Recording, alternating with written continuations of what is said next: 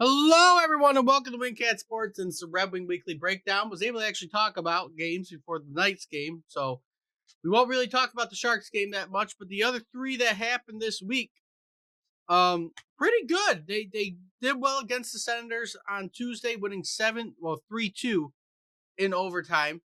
Then they beat the Blackhawks 5-3. Was a better game than that score kind of led to be. The Blackhawks kind of got a couple late goals. And then they took care of the Kraken, scoring 4 goals in 4 minutes and 31 seconds and winning 6-2. And that was in the first 10 minutes of first 8 minutes of the game. They scored 4 goals. So the offense is alive. It seems like they've been scoring goals aplenty. We'll see how they do against the Sharks. They're currently 2 games above 500 at the moment.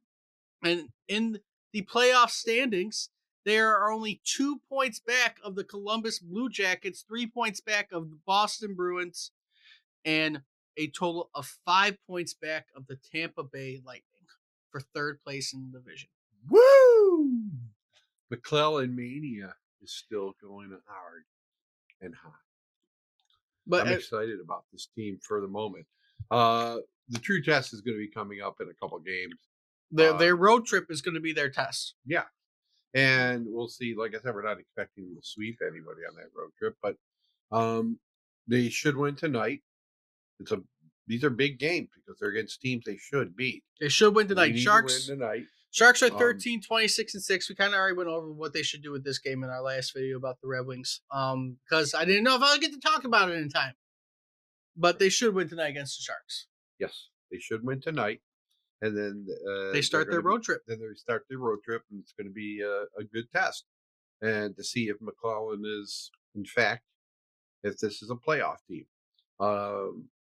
It's like I said, but they've been on such a tear. I mean, I think their power play is close to 50% or something like that. They've been doing really, really good on their power play. They haven't been outshot yet that I know of. Last game they were outshot last game. By the Kraken. I believe they were outshot last game. What? Yep, 33-23. Wow. Outshot. Well, we didn't need that many shots to win. So. No, you didn't. When you scored immediately on all your goals, you could go to tonight's game for $17. $17. See the San Jose Sharks. No, that's okay. Right now, their power play percentage is 28%. That's amazing. Penalty kill is still at a nice 69%. That's not too good. Still not fantastic. They got to improve on that. Still not fantastic. But they know that. Like I said, we're still in this thing. We just need to keep this going. Yep. You're down in Florida this week, so you're going to be playing the Panthers and Lightning after you play the Sharks tonight. Which again, by the time this video comes out, that may not matter because they might already play the Sharks. But Panthers and Lightning are this week. It's 2 tough teams that are ahead of you in the division. Panthers have 53 points. You make ground. I mean, they're second place. If you could beat the Panthers and the Lightning, that's 4 more points. That puts you up to 48, which again puts you in basically a point out of third place in that case if Tampa doesn't win at all the rest of the week as well. Which might not happen. I don't know who Tampa's playing, but basically you're catching up. You're making ground.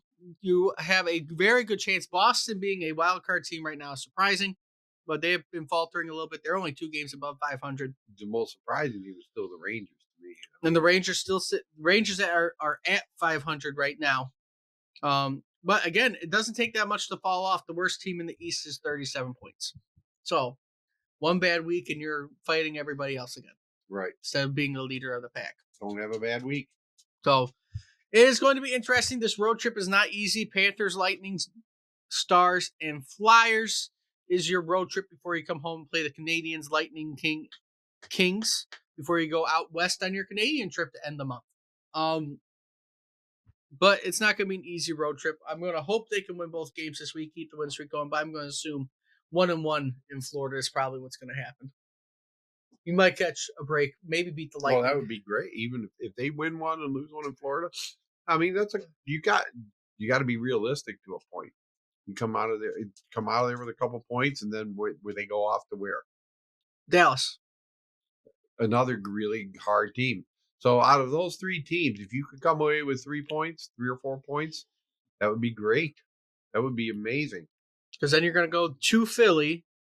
Which you should beat. I'm sick of Philly. Actually, I'll talk about Dallas because we have a back-to-back games. We're going to go from Tampa to Dallas on Sunday.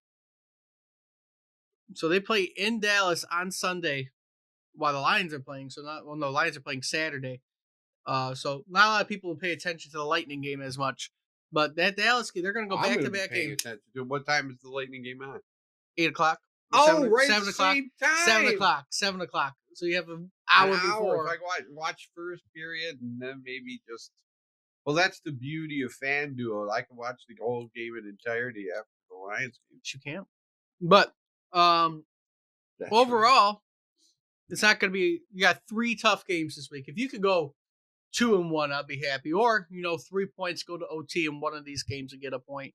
Just keep pace. That's all you got to do right now. You put yourself in a good spot. Just keep pace with everybody else. Take advantage of when the other teams fall. You're going to be playing the Lightning. That's a game you got to win, because you want to make sure you're keeping up with them. Right.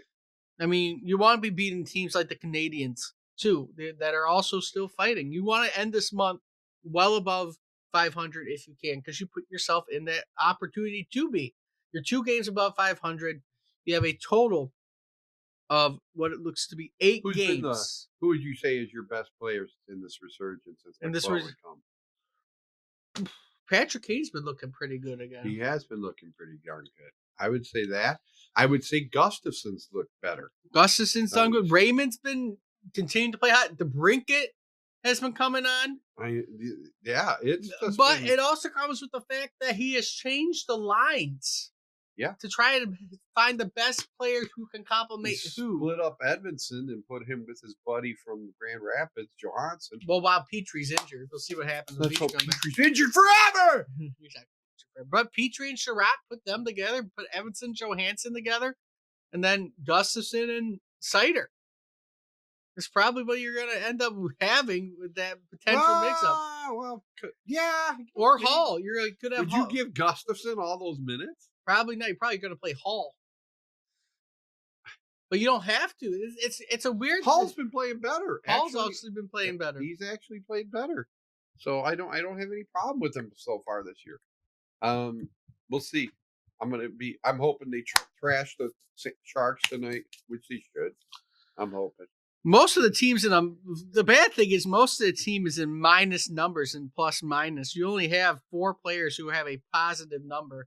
Everyone else is either 0 or negative in the plus minus rating, which is terrible.